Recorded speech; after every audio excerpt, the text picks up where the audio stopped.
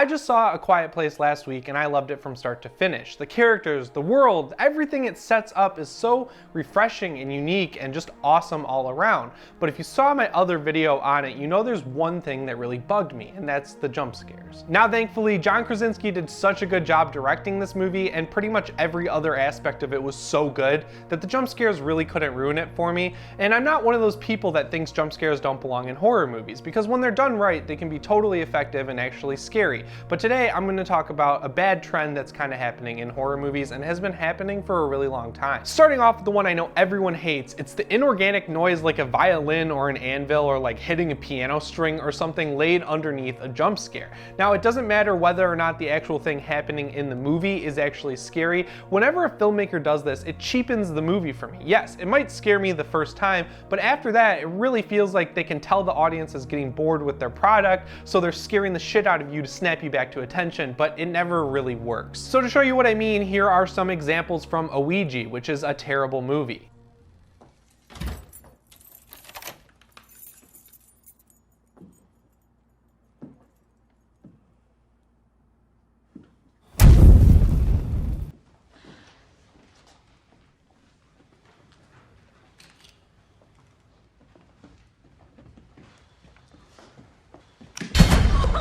So yeah, those are what I would consider bad jump scares. It really only feels like they're in that movie because A, it's a horror movie, and B, they don't want you to fall asleep in the theater. But I wanted to show you some good jump scares too, so let's check out that movie's prequel sequel thing, Ouija Origin of Evil, which is directed by Mike Flanagan. Yeah, you're right. See? Yeah, there's no spirit. There's no spirit. Take me! We'll take all of you.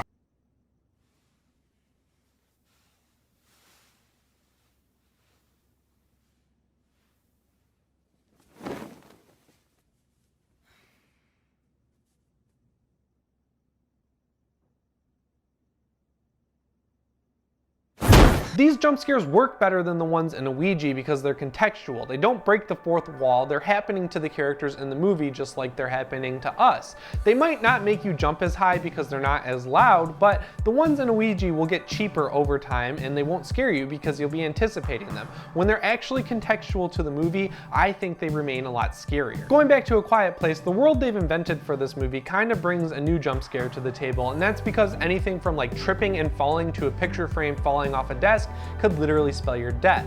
Now, instead of just filling this movie with complete silence, it has a lot of ambient noise that they actually recorded in complete silence up in upstate New York, and it also has a great score, which I was absolutely thankful for. The bad part of this comes from this thing that this movie loves to do, where it cuts from complete silence to an extremely loud noise caused by something falling over. You see it in the trailer when the lantern falls over. Now, I get what they're trying to do here. They're trying to show you that, yes, anything in this world can get you killed if it's just a little too loud, but like I mentioned earlier, it distracts from the incredible and absolutely terrifying CGI monsters that were created for this movie, and you're going to be paying attention for that next jump scare when you should be paying attention to these monsters, which are the actual scary part of the movie. There are so many scenes in the movie related to the monsters that are absolutely organically terrifying, like the one you see in the trailer where Bo is lagging behind the group, and then he lights up that space shuttle that's just, it's a lot too loud, and John Krasinski runs towards him like he's never run faster in his life. That was heart-pounding, it was gut-wrenching, and it was terrifying. There are so many scenes like that in this movie,